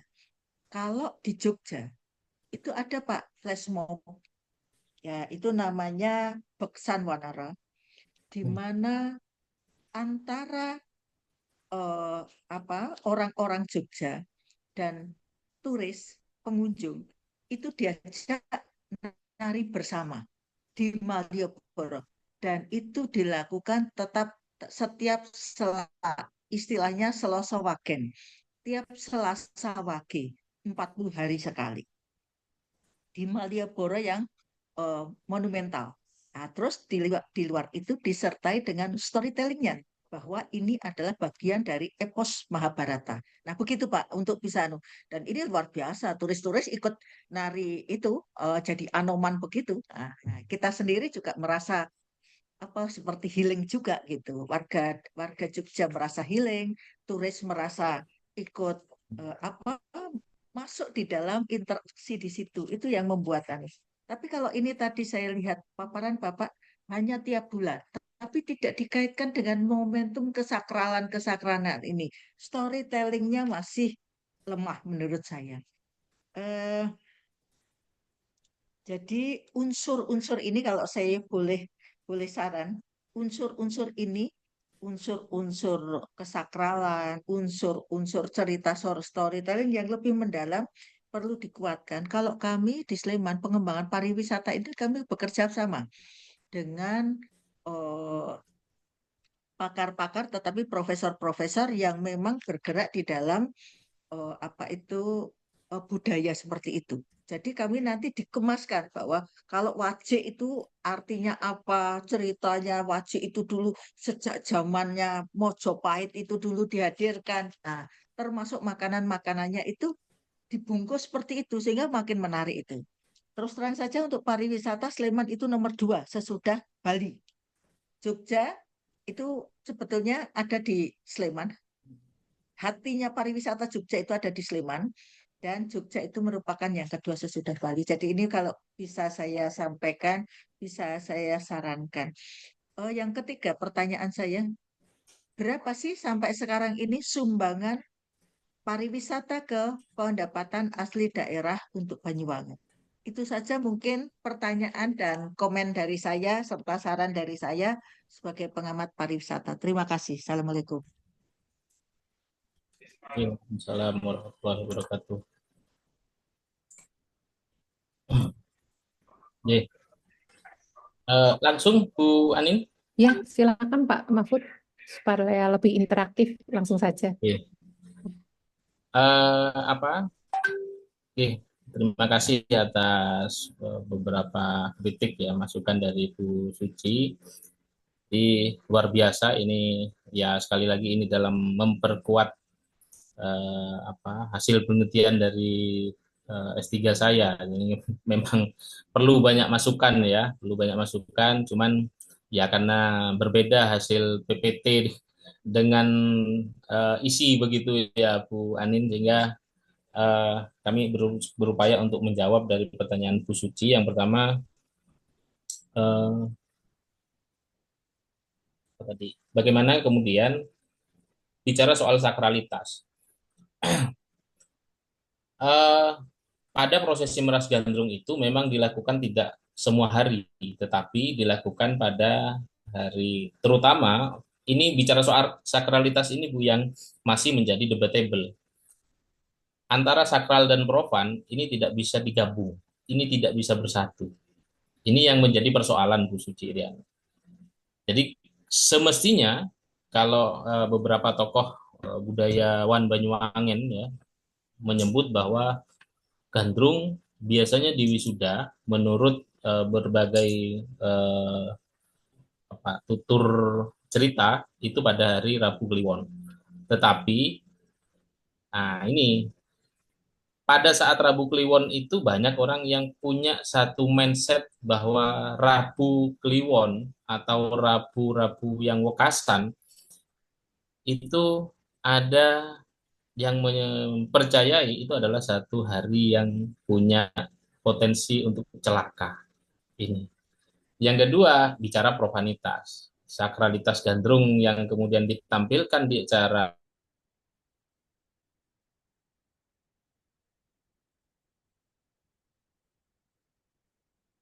Putus ya. keberlanjutan pariwisata. Kalau bicara pariwisata tentu ini yang diprioritaskan Bu adalah kunjungan wisatawan. Nah, kunjungan wisatawan itu biasanya pada saat peak season. Nah, ini kenapa kemudian di brosur-brosur pasti tradisi meras gandrung itu dilakukan di hari Sabtu. Di hari Sabtu. Ini merubah dari sakral ke profan, tetapi prosesi sakralitas itu yang ingin ditampilkan pada saat acara itu. Itu yang pertama. Sehingga tidak pernah ketemu antara sakralitas dan profanitas. Ini pergeseran ini yang barangkali menjadi temuan penelitian bahwa ya ternyata karena karena kebutuhan PAD juga sehingga tradisi meras gandrung itu tidak dilakukan seyogianya, harusnya dilakukan pada hari-hari sakral itu, tetapi dilakukan pada saat momentum di mana hari-hari week season atau wisatawan banyak berkunjung ke Banyuwangi, dan itu utamanya adalah di akhir pekan Bu, di hari Sabtu. Nah ini kemudian yang terakhir tadi mohon izin Bu untuk lebih memperjelas. Iya, kalau tadi saya sampaikan kalau di di Jogja ya itu Beksan Wanoro itu sengaja dibuat Selasa Wage 40 harian sekali. Kalau di Bali itu yang dimunculkan adalah setiap purnama. Dia ada tari kecak, dia juga tapi harinya ini adalah memang hari sakral, bukan kita ikut ke wisatawan, tapi bagaimana wisatawan yang ikut ke kita. Karena dikuatkan storytelling-nya. Nah, storytelling ini memang harus dengan betul-betul digali, dieksplor. Dan itu kalau kami didampingi oleh profesor-profesor yang di bidang ahli di bidang budaya. Gitu. termasuk makanan segala macam itu dieksplor, ada storytellingnya begitu. Dapat dapat dipahami. Benar Bu, memang ada satu ritus yang sebenarnya dari semua simbol yang ditampilkan itu punya cerita, punya satu pemaknaan tersendiri. Termasuk kenapa kemudian menggunakan cok bakal, kenapa kemudian warnanya merah, kenapa kemudian menggunakan ritus-ritus ini, termasuk pada sisi mantra pun yang ternyata kalau kemudian saya mencoba untuk mantranya apa sih yang digunakan, rata-rata para senior yang berhak wisuda gandrung itu dia tidak mau berbicara soal itu. Nah, ini yang berbeda, Bu. Berbeda ketika kemudian dalam konteks budaya yang masih dalam tanda kutip ya, kita masih berkembang, berbeda dengan Jogja, Bu. Di Jogja mungkin banyak budayawan yang bisa memberikan edukasi kepada para seniman sehingga eh, menampilkan satu atraksi budaya termasuk menjelaskan ritus-ritus itu utuh, integral.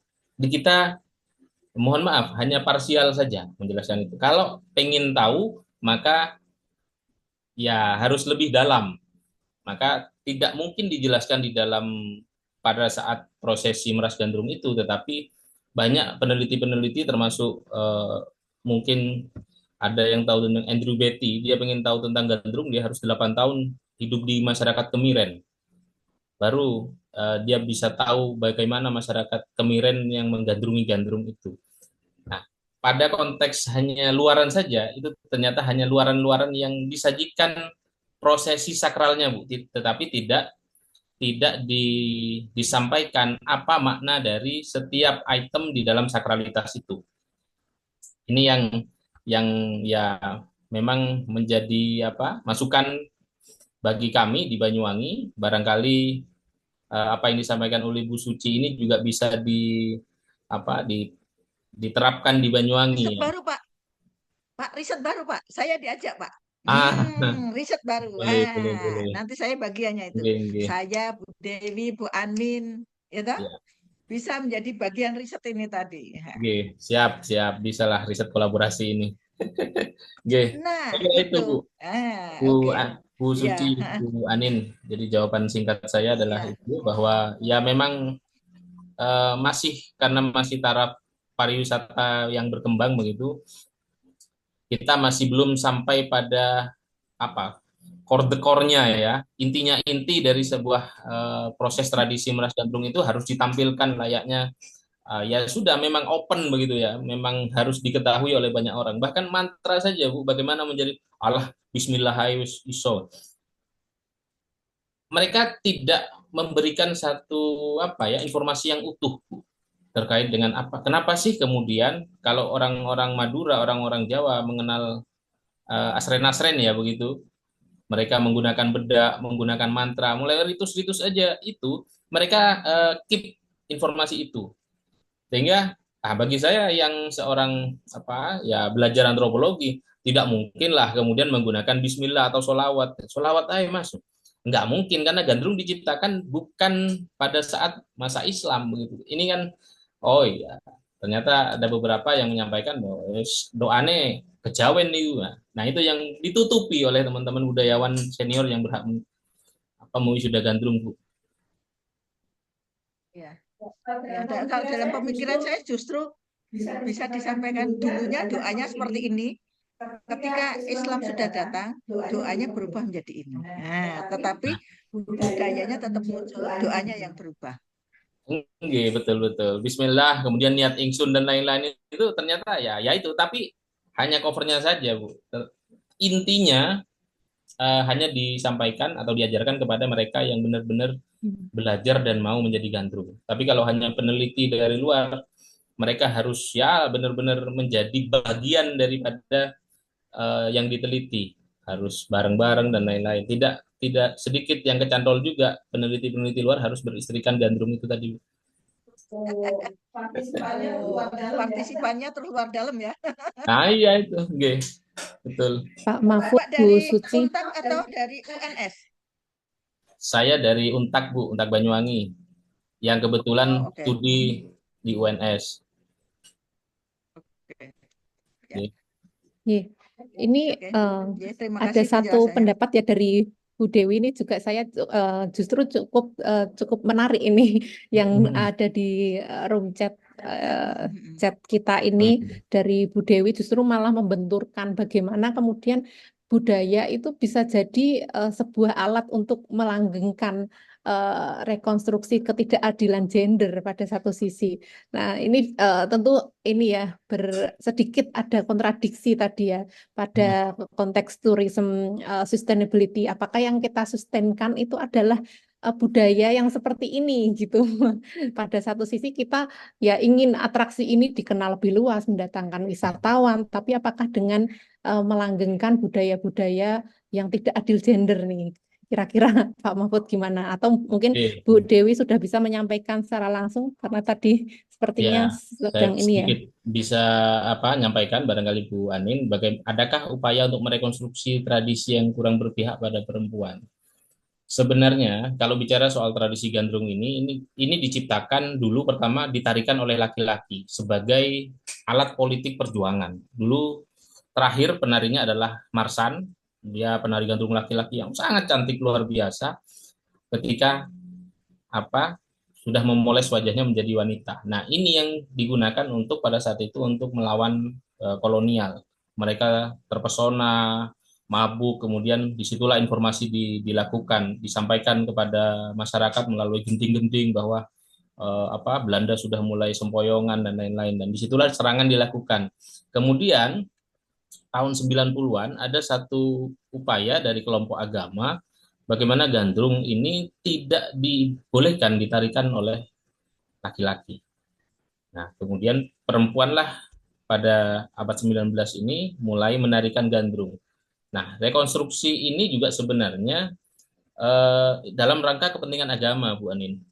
Kepentingan agama. Dalam agama kita juga jelas, agama Islam ya, tidak diizinkan, tidak dibolehkan seorang laki-laki menyerupai wanita, begitupun sebaliknya. Nah, ini yang kemudian berubah, bertransformasi menjadi ini. Tapi kemudian ternyata identik mabuk, identik menemani sampai pada ini itu masih baru kemudian pada era Samsul Hadi dan Pak Abdullah Aswar Anas ini gandrung terop itu sudah kemudian diadopsi, ditarik sebagai bagian dari DKB ya, Dewan Kesenian Belambangan atau Banyuwangi, untuk ngajarin gandrung festival. Nah, di dalam gandrung festival ini proses untuk merekonstruksi peran perempuan itu dilakukan. Salah satunya adalah tidak lagi ada minuman, tidak lagi mohon maaf kalau dulu penari gandrung kan identik dengan terbuka, ya, sehingga disitulah hasrat mungkin muncul bagi laki-laki yang hidung belang, tapi yang hidungnya normal-normal saja mungkin nggak ada masalah, itu seni. Nah, sampai tahun 2022 digunakan oleh PBNU pada saat kongres di Banyuwangi, gandrung ditampilkan. Nah, sebelum itu Pak Abdullah Aswar Anas ini karena dia lahir dari rahim NU, bupati yang lahir dari rahim NU, dia seorang sebenarnya keturunan kiai, kemudian mencoba bagaimana penampilan gandrung baik di festival dan terop itu wajib menggunakan mindset yang ini menutupi ya, bentuknya seperti kulit begitu atau sarung tangan. Nah, ini bahkan ada gandrung yang berkerudung. Kalau Ibu pernah baca atau melihat bagaimana penampilan gandrung pada saat acara PBNU di Banyuwangi, gandrungnya berkerudung semua dan ini dikritisi oleh budayawan. Nah, sustainability ini yang memang bertabrakan begitu ya. Dalam konsep saya, melestarikan itu tidak harus utuh. Podo antara tahun 1800 dengan 2024 itu tidak harus sama, tidak harus dalam tanda kutip terbuka, tetapi melestarikan adalah bagian daripada merubah, itu juga bagian dari melestarikan. Perubahan itu adalah pelestarian itu sendiri. Sehingga adaptasi ya Pak. Ya, adaptasi itu. Intinya. Kita tidak sedang diam saja untuk merekonstruksi itu. Jadi bagaimana miras itu juga tidak dihadirkan dalam proses tarian gandrung dimanapun.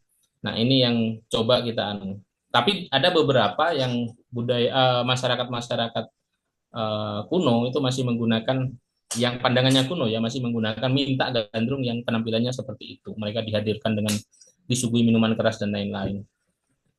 Tapi hampir jarang itu Mbak. Mungkin dari 1 tahun mungkin hanya 1 kali tanggapan begitu ya.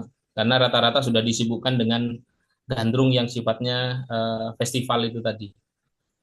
Saya kira itu. Ya. Ya, ya, terima kasih Pak Mahfud.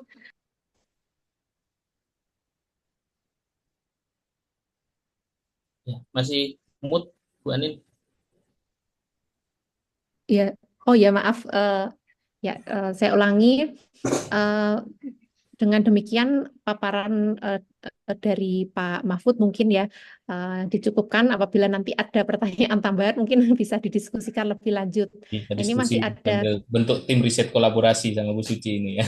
ya. Nah, itu sama Bu Dewi juga, sama Bu Anin juga. Siap, Halo siap. Bu Dewi. Oke. Halo Bu Dewi. Kita riset kolaborasi. Sip kan? Nah. Oke. Iya. Ini yang terakhir akan dipaparkan oleh Bu Suci ya.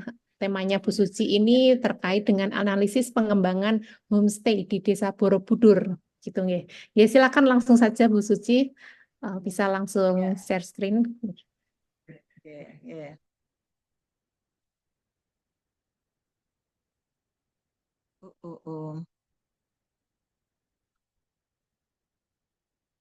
Maaf, maaf Bu. Eh, Bu Ani, saya bisa dibantu? Ini kok terus nggak kelihatan nih punya saya. Oh, PPT-nya ya, Bu. Coba Ah, ah, sebentar, ah, ah. saya bantu. Ya, ya.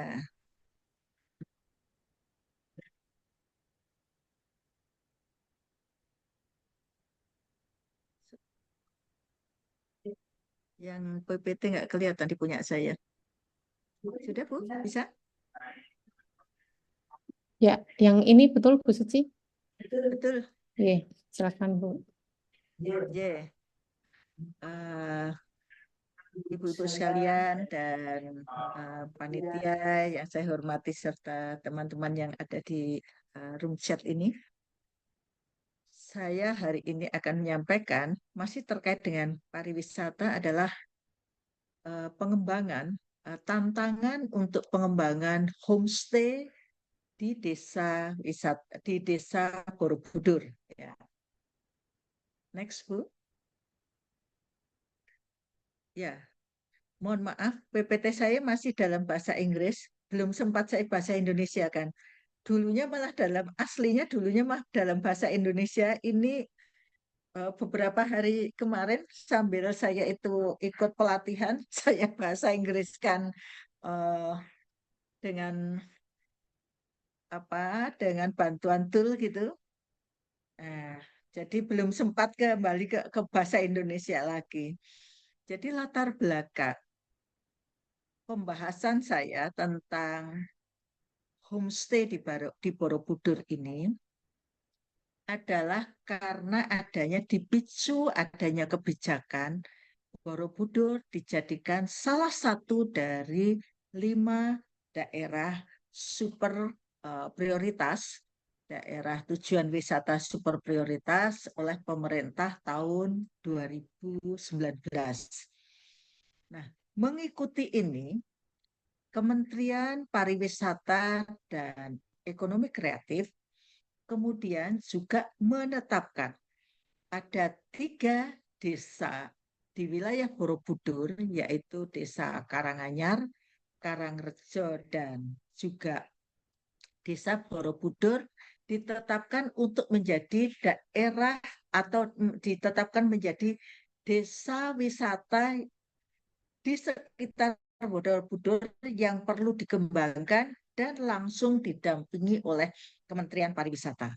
Oleh sebab itu, dengan posisi Borobudur sebagai DSP dan penetapan Desa Borobudur menjadi salah satu desa wisata oleh Kementerian, maka diperlukan suatu kebijakan yang boosting policy untuk menyiapkan masyarakat di sekitar desa Borobudur ini siap menerima kunjungan, siap menerima perubahan, dan otomatis itu nanti akan berpengaruh terhadap budaya, terhadap ekonomi, dan sosial masyarakatnya.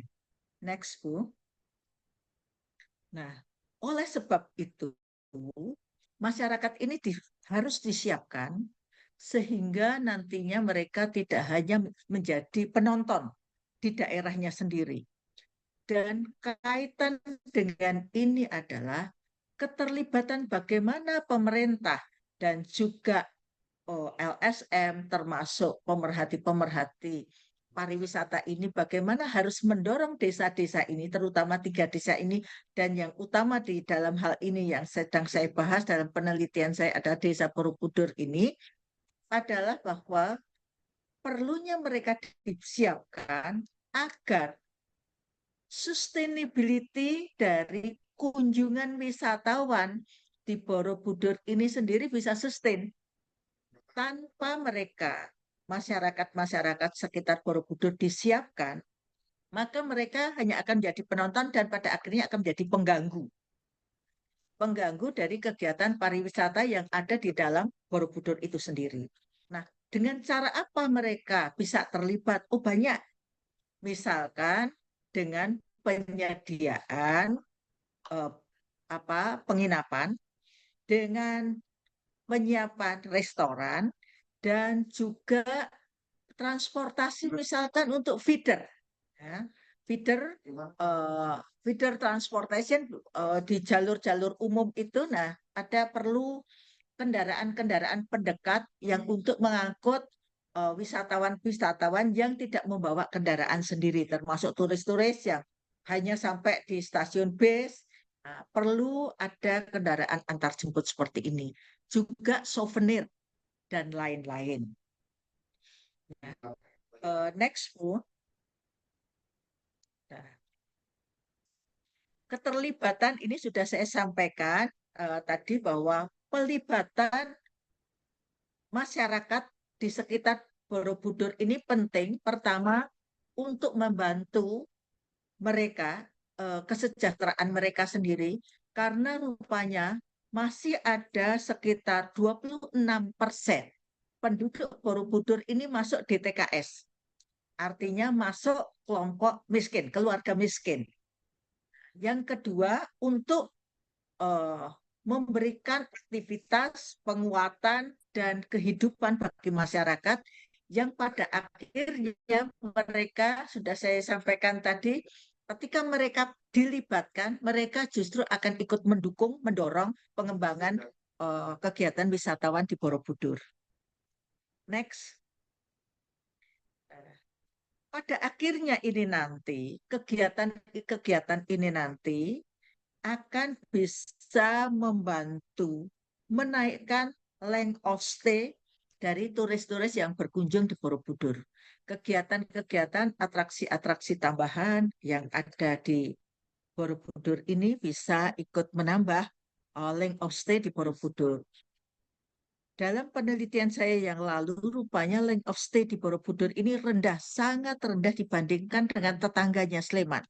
Antara Kabupaten Magelang dan Kabupaten Sleman ini berbatasan. Tetapi length of stay di Sleman sudah mencapai sekitar 2 harian. Length of stay di Borobudur hanya tidak sampai 1 hari, hanya beberapa jam saja. Ini sangat ironi. Nah, sebelumnya Bu, masih sebelumnya, jadi pengembangan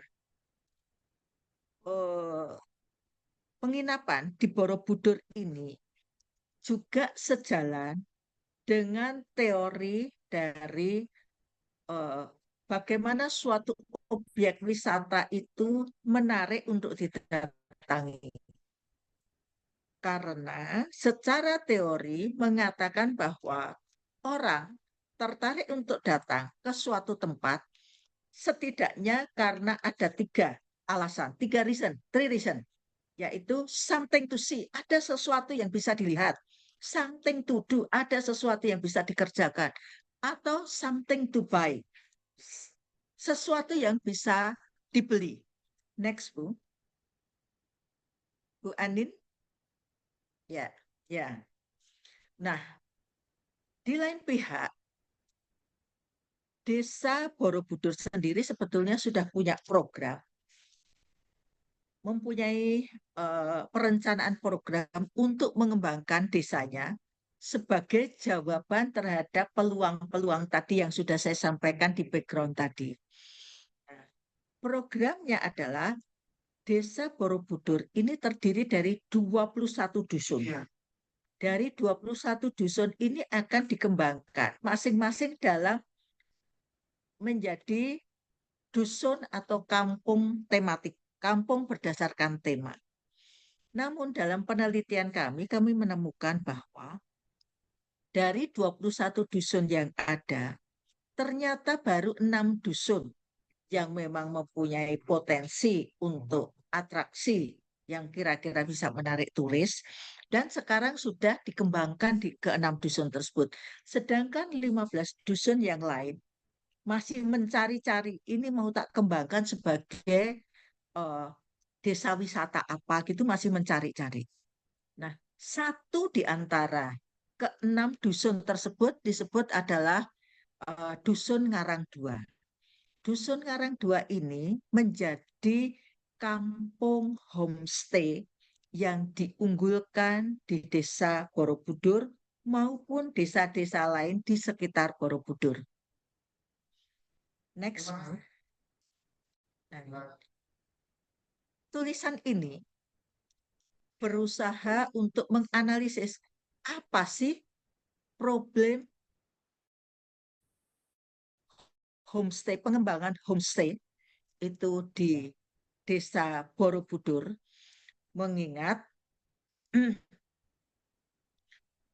Borobudur ini dikembangkan sebagai DSP dan banyak kegiatan-kegiatan di luar kegiatan keagamaan, tapi juga kegiatan-kegiatan budaya yang mereka merasa bahwa perlu pengembangan homestay ini.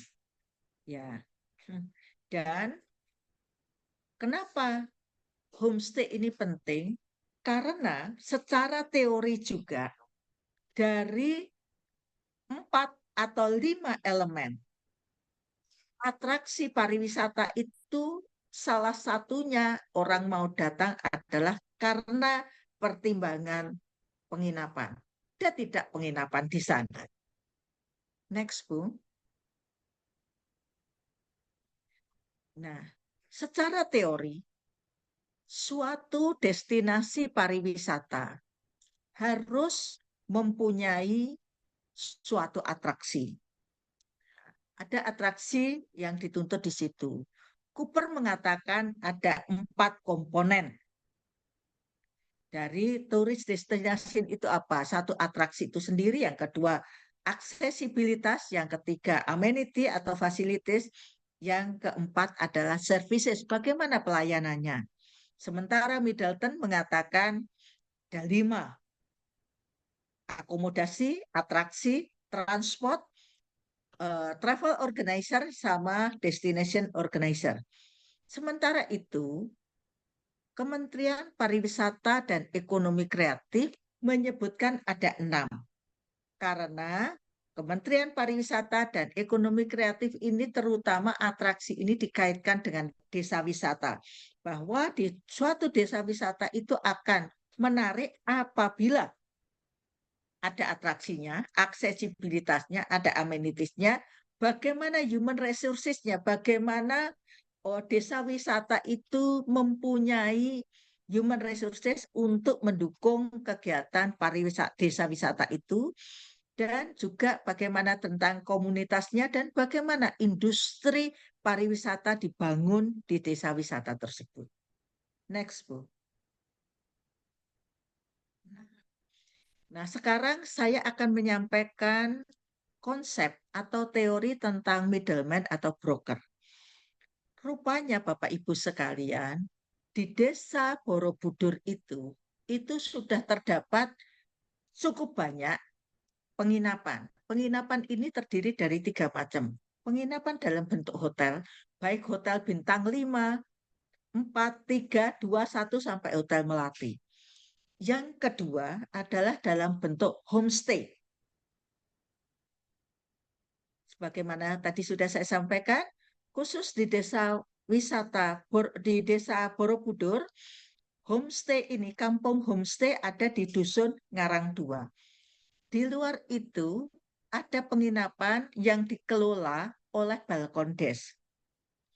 Ketika Menteri BUMN-nya adalah Rini Eswandi, saat itu beliau mewajibkan semua BUMN harus membangun satu Balkondes di sekitar Borobudur. Nah, untuk desa Borobudur, Balkondes itu ada di Dusun Ngarang 2. Dan Balkondes ini dikelola oleh BUMDes, Badan Usaha Milik Desa. Nah, Balkondes ini mengelola tidak hanya kamar-kamar untuk disewakan, tetapi juga mengelola hall yang bisa dipakai untuk pameran, dipakai untuk jualan, dan sebagainya. Masalahnya adalah sebetulnya antara homestay dengan hotel secara relatif ini belum tampak persaingan yang cukup ketat. Karena target marketnya beda. Tetapi saya berpikir bahwa dengan ke depan, dengan semakin profesionalnya para penginapan, yang akan terjadi adalah pada homestay akan bersaing dengan hotel-hotel kelas melati. Tapi kalau untuk hotel-hotel kelas bintang, mungkin karena ceruk pasarnya berbeda, mungkin kemungkinan kecil untuk terjadi persaingan. Persaingan juga mungkin antara Balkondes dengan homestay. Nah, mohon maaf Bu, sebelumnya dulu. Ya, betul ini. Nah, pemasaran dari homestay ini dilakukan oleh 3 pihak, yaitu ada yang dilakukan oleh paguyuban, yang kedua dilakukan sendiri, yang ketiga orang datang sendiri begitu, yang ketiga dilakukan oleh tukang ojek. Di antara 3 jenis pemasaran ini, yang paling kuat bagi homestay ini ya, bagi homestay adalah pemasaran yang dilakukan oleh tukang ojek. Sehingga dapat kita sampaikan di sini, tukang ojek ini adalah seorang broker atau seorang intermediary atau intermediary man atau seorang middleman. Nah, ini di sini saya sampaikan apa pengertian intermediary di dalam dari kamus Oxford Language dan juga dari buku yang lain. Jadi Kementerian Dalam Negeri menyampaikan ada 2 macam jenis intermediary. Broker itu ada 2 macam. Yaitu 1, seseorang yang membawa untuk jual beli, itu menjadi perantara jual beli, itu juga disebut sebagai broker. Jual beli barang itu bisa disebut broker, tetapi peran lain dari broker ini adalah sebagai perantara jasa. Dalam hal ini yang saya maksud adalah perantara jasa sebagai intermediary services yang membantu pemilik homestay untuk jualan kamar-kamar yang dimilikinya. Bahwa disampaikan oleh Oxford Language, kegiatan middleman, kegiatan broker ini adalah sebetulnya kegiatan yang biasa di dalam dunia perdagangan. Namun masalahnya adalah di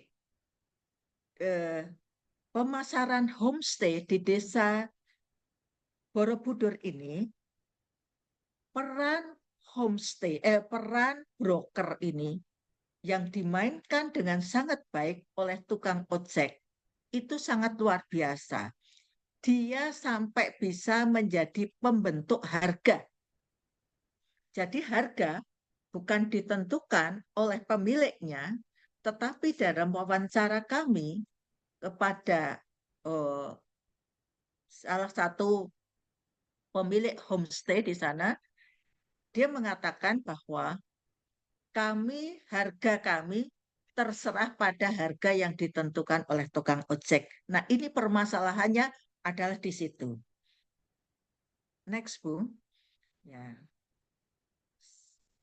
Nah, bagaimana terkait dengan peran middleman ini atau broker ini di Desa Wisata Borobudur? Pertama, dia penentu harga. Yang kedua, karena dia penentu harga, maka ada kalanya jumlah yang harus dibayar oleh konsumen itu menjadi lebih tinggi karena dia harus nyuweli orang yang tukang ojek ini. Atau kadang-kadang pemilik penginapan ini harus memberi sualan, dan yang paling parah adalah ketika harga ditentukan itu tadi. Jadi ini menyebabkan tidak sehat karena konsumen nanti ketika membayar terlalu tinggi dia akan berpikir, ngapain gue harus tinggal di homestay? Kenapa gue nggak tinggal di punyanya balkon desk? Atau kenapa saya nggak tinggal di punyanya hotel yang jelas harganya sudah jelas di situ? Begitu juga terhadap para pemilik homestay. Ketika mereka hanya menerima uang yang lebih sedikit daripada yang diterima oleh tukang ojek, maka mereka akan mengelola homestay-nya dengan tidak profesional. Karena dia harus mencari tambahan pekerjaan atau kegiatan lain supaya bisa menutupi kebutuhan hidupnya. Which is ini berarti pengelolaan homestay-nya menjadi ala kadarnya, tidak profesional. Next, Bu. Nah, bagaimana metodologi yang digunakan untuk penelitian ini? Ini adalah kualitatif deskriptif ya.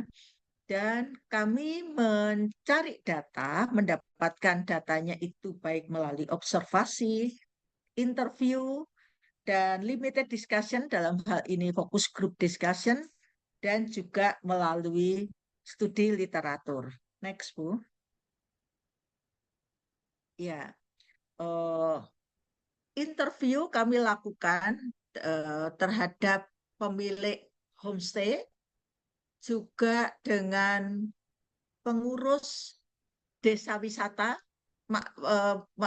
pengurus kampung wisata Ngaran, dan juga dengan kepala desa, Pak Kadesnya dari Desa Borobudur. Kami juga melakukan FGD dengan beberapa kelompok terkait, termasuk dengan Dinas Pariwisata Kabupaten Magelang. Next, Bu.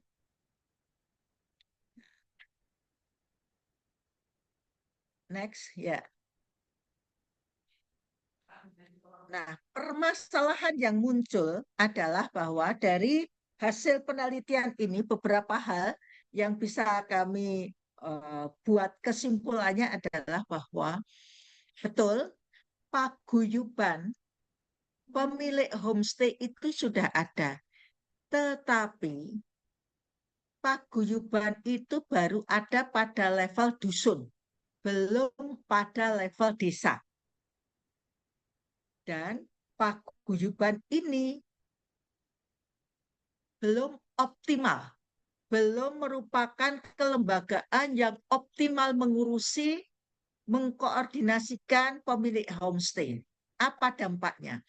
Dampak dari ini adalah bahwa distribusi dari, kalau misalkan ada dari pihak luar menghubungi paguyuban, maka distribusi akhirnya tidak merata, hanya pada mereka yang masuk di dalam paguyuban. Distribusi untuk tamu. Yang kedua, ada kalanya terjadi konflik internal antar para pemilik homestay. Ini adalah hal persaingan yang tidak sehat, karena ini justru akan menjatuhkan harga mereka. Dan ketika ini terjadi, profesionalitas perlu dipertanyakan dalam hal services yang diberikan kepada tamu. Yang kedua, ya, ketiadaan dari paguyuban yang kuat ini menyebabkan tidak adanya bargaining position yang kuat dengan para kelompok atau komunitas ojek. Yang ketiga, beberapa pemilik homestay yang melek IT, ada tiga pemilik homestay, terus kemudian sudah mulai menjual paket penginapannya itu sendiri dengan mempergunakan suatu aplikasi sendiri.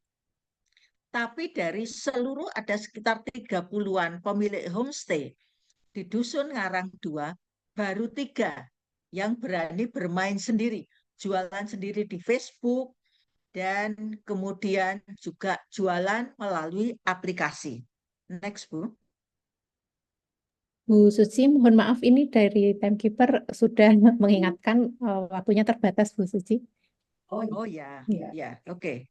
Nah, itu adalah pemasaran menjadi juga tidak kuat, dan pada akhirnya hal-hal ini semuanya menyebabkan tantangan yang cukup besar untuk pengembangan homestay karena tidak adanya standar pelayanan yang disepakati yang bersama. Misalkan kalau di yang lebih seperti hotel kan, hotel kelas bintang 5, 4, 3, 2, 1, dan Melati itu kan mereka sudah ada SOP pelayanannya seperti apa, terus fasilitasnya seperti apa, itu sudah ada. Tapi ini malah perang harga sendiri. Nah, seperti ini kurang lebih gambarannya, sehingga solusi-solusi yang kami tawarkan adalah penguatan di bidang kelembagaan itu sendiri, dan juga next, Bu, terakhir saja langsung di terakhir. Ya, ini adalah polanya seperti ini, pola pemasarannya ini pertama seperti ini, melalui paguyuban. Yang kedua, Bu, iya, pola kedua melalui tukang ojek atau middleman. Ya, terus terakhir, Bu, ya, pola ketiga pemasaran langsung ya.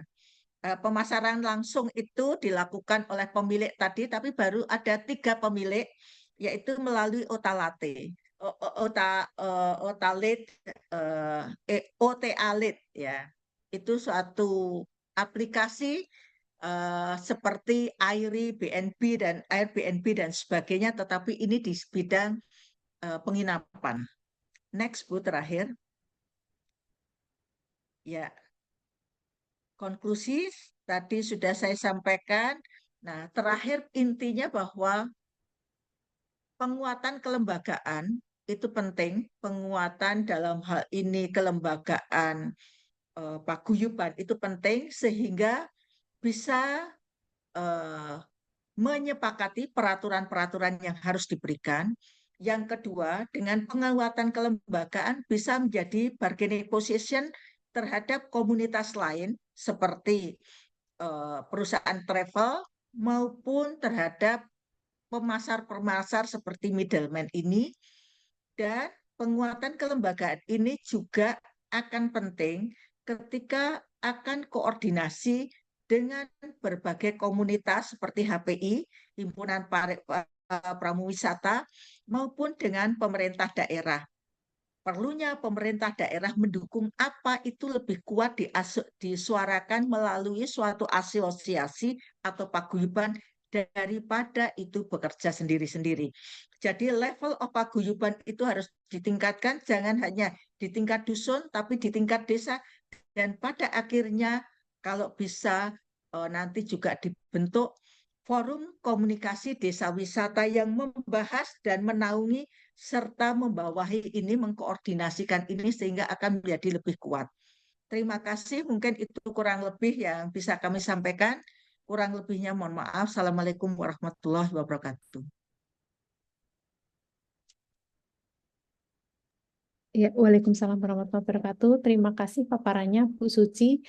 Eh, ini panel yang ketiga berhubungan dengan tata kelola ya kelembagaan, di mana ketika tidak hadir intervensi dari pemerintah atau secara kelembagaan formal itu memperkuat adanya komunikasi antar antar apa namanya ya antar aktor, ternyata juga menimbulkan masalah, sehingga ya jaminan untuk sustain dalam konteks ekonomi ini juga akan berdampak dan dipertanyakan begitu nih Bu Suci.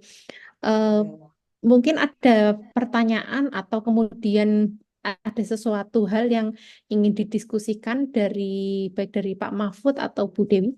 Ini apakah masih ada di room? Masih Bu. Oke, Ya, silakan. ya, terima kasih kesempatannya Bu Anin. Bu Suci tadi menyampaikan bahwa eh, problematika di teman-teman pengelola homestay ini adalah soal kelembagaan dan apa ya kurangnya manajemen, dan saya melihat juga selain itu bagaimana dengan infrastruktur Bu. Jadi kita ketahui bahwa ya tentu akan berbeda infrastruktur yang ada di hotel dengan infrastruktur yang ada di homestay ya, terkait dengan sanitasi, kemudian terkait dengan bagaimana mereka mengelola limbah itu, apakah uh, uh, bagaimana teman-teman dari paguyuban itu apa kira-kira terkait dengan solusi dan mengatasi dari persoalan itu terkait dengan apa sanitasi itu, apakah jangan-jangan ini hanya apa mohon maaf kami juga waktu itu adalah tim evaluasi desa kelurahan di kabupaten, sehingga desa Taman Sari, desa penyangga di wisata Ijen itu juga masuk secara nasional sebagai pemenang. Tetapi kami tahu dalamannya bahwa itu hanya kebutuhan pariwisata saja yang depannya adalah homestay Rini, homestay Susi, homestay Dewi misalnya, tetapi isinya adalah sebenarnya adalah rumah rumah biasa, rumah rumah tangga biasa yang ternyata persoalan sanitasi dan lain-lain, kadang airnya kecil, kemudian untuk BAB dan lain-lain tidak memenuhi layanan yang harusnya terstandarisasi. Solusinya gimana Bu? Kira-kira Bu? Ya, Rekomendasi dari. Oke, makasih. ya. Mohon izin Bu Anin, apa bisa langsung menjawab? Iya, langsung saja Bu, supaya lebih interaktif. Iya, terima kasih. Terima kasih Pak Mahfud. Nah, justru itu, karena kelembagaan ini hanya ada di tingkat dusun, belum di tingkat desa. Padahal ya memang sebetulnya di dusun Ngaran 2 itu, di situ ada 30-an. Ada 30-an pemilik homestay yang sudah tergabung. Tapi di luar itu sebetulnya banyak. Nah, yang kami temukan dan sudah kami sampaikan tadi, penyediaan sarana prasarana ini juga masih lemah. Yang satu ada kipas angin, yang satu lagi sudah pakai AC. Sebetulnya ini tidak masalah, tapi kan seharusnya bisa dibuat strata gitu loh. Ini misalkan homestay start 1, ini homestay start 2 kan sebetulnya bisa diklasifikasikan seperti itu. Tapi ini tidak ada.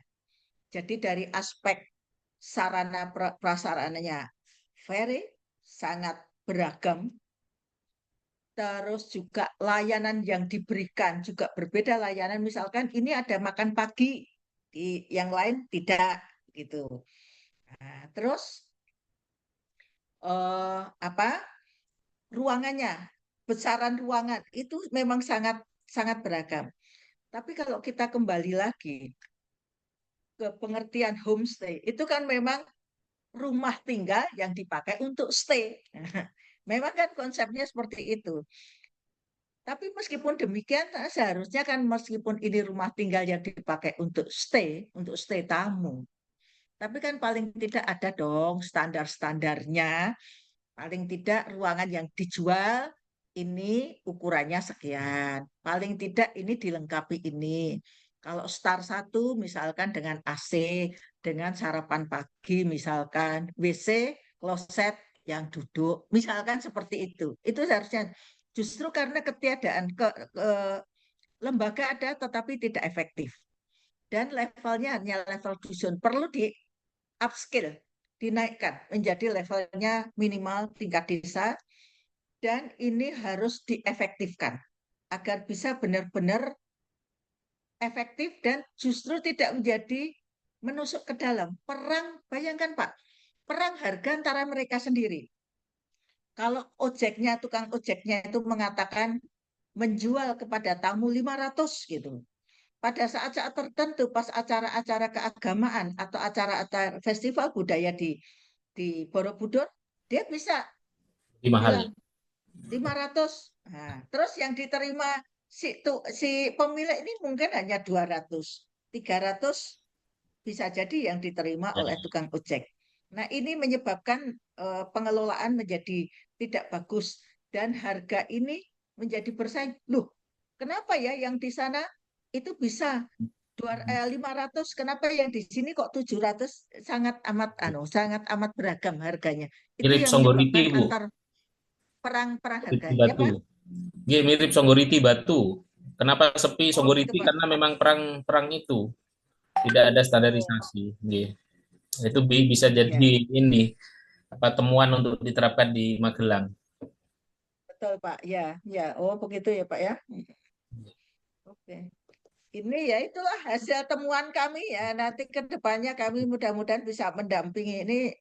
Baru berapa bulan ini kami ke sana untuk melihat permasalahan dan itulah temuan kami gitu. Ada middleman yang begitu kuat Hmm. dalam menentukan sebagai penentu harga yang menjadi tantangan dalam pengembangan homestay di Desa Borobudur. Oke, siap. Makasih, Bu. Ya, Dari Bu Dewi mungkin ada tambahan atau ada yang perlu didiskusikan dengan Bu Suci?